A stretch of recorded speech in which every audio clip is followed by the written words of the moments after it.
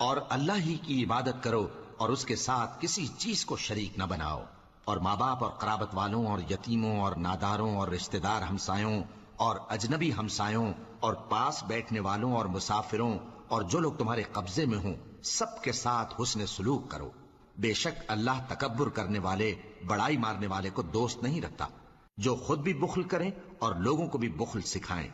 اور جو مال اللہ نے ان کو اپنے فضل سے عطا فرمایا ہے اسے چھپا چھپا کے رکھیں، اور ہم نے کافروں کے لیے ذلت کا عذاب تیار کر رکھا ہے۔ اور جو خرچ بھی کریں تو اللہ کے لیے نہیں بلکہ لوگوں کے دکھانے کو، اور ایمان نہ اللہ پر لائیں نہ روز آخر پر۔ اور جس کا ساتھی شیطان ہوا تو کچھ شک نہیں کہ وہ برا ساتھی ہے۔ اور اگر یہ لوگ اللہ پر اور روز قیامت پر ایمان لاتے اور جو کچھ اللہ نے ان کو دیا تھا اس میں سے خرچ کرتے تو ان پر کیا مصیبت آ پڑتی، اور اللہ ان کو خوب جانتا ہے۔ اللہ کسی کی